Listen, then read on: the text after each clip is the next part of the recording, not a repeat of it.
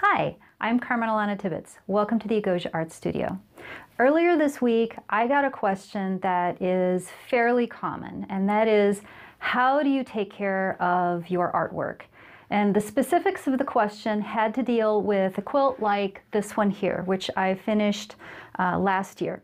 My quilts are made from recycled clothing, and I use wool, linen, and silk, not the typical cotton fabrics that most people use. And wool and silk especially have kind of a reputation as being difficult to take care of. So if either you purchase something like this, or you decide that you want to get into quilting and you want to use recycled clothing yourself, what do you do to take care of those fabrics and then the finished product like this here? Well, the first step for me is to get all the clothing from whatever source, and I throw it into a hot wash and then a cold rinse, and then it goes into the dryer in a very, very hot drying cycle. So what that does is two things. First of all, it cleans it, and second, it lets me determine the quality of the fabric afterwards. If something is going to fall apart, it's going to fall apart then. And usually what happens is the wool's felt up a little bit. The silks, they change their texture, they get a little bit softer, and any dyes that are going to come out at that point. And then last of all, if something's going to fall apart, it will, and then I just discard that. So if you purchase a quilt or an artwork that's already finished, from me, using these fabrics, all of these fabrics I have determined are going to be stable for a very long time. So what would you do to take care of something like this? Well, the big thing with all quilts is you don't really want to throw them into a washing machine and have them all agitate.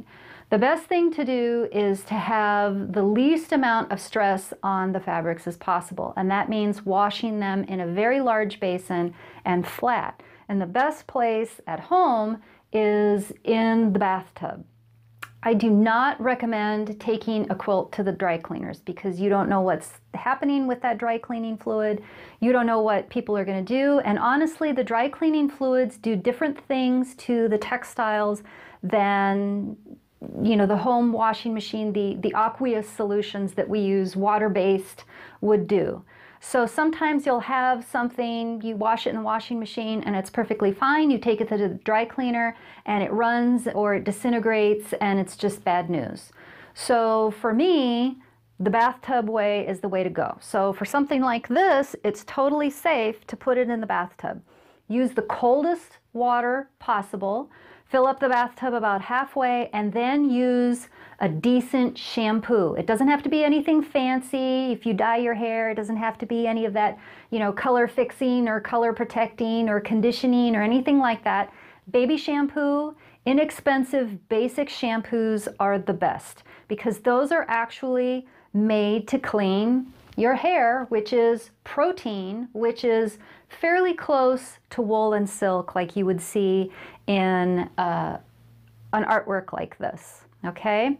So fill up the bathtub halfway with very cold water, squirt in a healthy amount of shampoo, mix it around so it gets a little bit sudsy, and then get your quilt and put it in and just kind of let it smush into the water, and you can agitate it a little bit up and down and that'll be fine.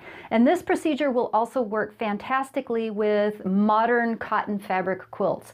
And the big thing with those quilts is they tend to be very large, so when you put them in a washing machine, all of that weight puts a lot of stress on the seams. So this is a good way to do it.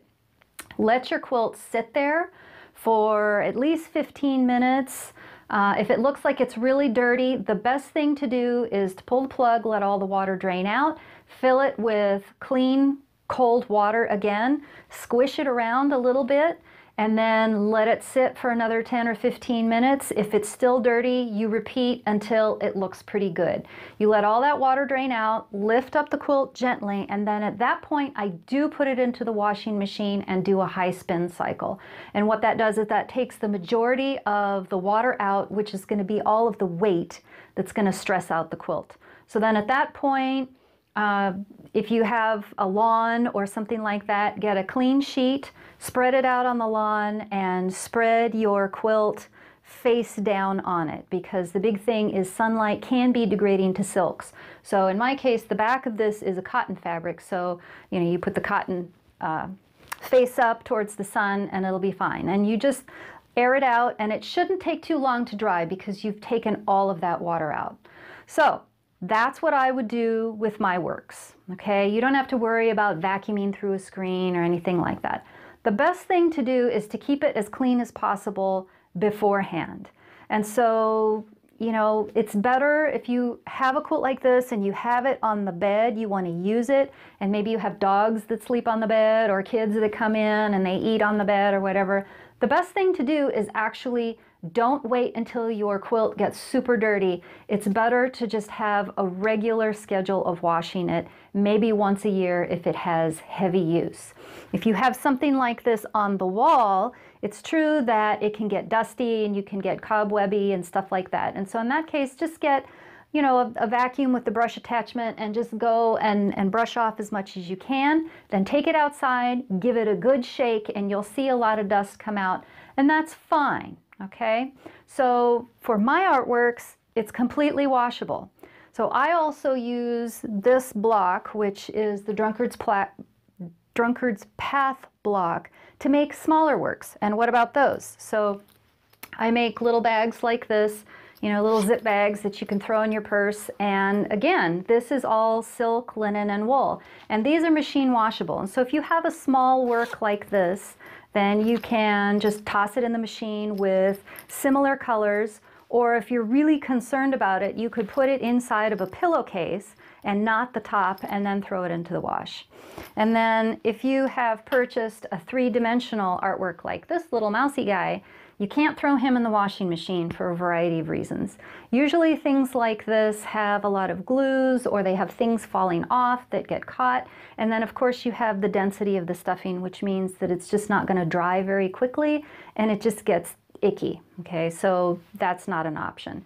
A guy like this, you can vacuum him a little bit, but I actually suggest just getting something like this and just taking him outside and giving him a good beating. And he's been sitting in the studio, so there's actually quite a bit of lint and dust coming off. So if you are buying artwork from me, I provide lots of information on how to take care of your artwork. And then of course you can always ask me in the future if you have questions about a specific piece. If you're buying something from somebody else, then really you need to ask them, because everybody does something different. They might not be pre-washing, pre-treating their fabrics beforehand, or maybe they are, but they just don't want you to wash it. So in that case, you really need to talk to the individual artist and ask that person what they suggest for the future of your artwork. If you are considering using a variety of different kinds of cloth in your own work and you're just starting, the best thing for you to do is really just wash everything as hard as possible to find out ahead of time how it's going to behave. And most of the time, these classic fabrics, they last a lot longer than the modern synthetics. So once they're clean, they're stable. It's actually the dirts and the oils that give you problems going forward into the future. So don't be hesitant to use these fabrics because they are fantastic. There are beautiful textures and colors that you just can't get anymore. So don't be afraid of textile artwork, either you're making or you're buying, okay? If you have any other questions, feel free to ask. Thanks. Bye-bye.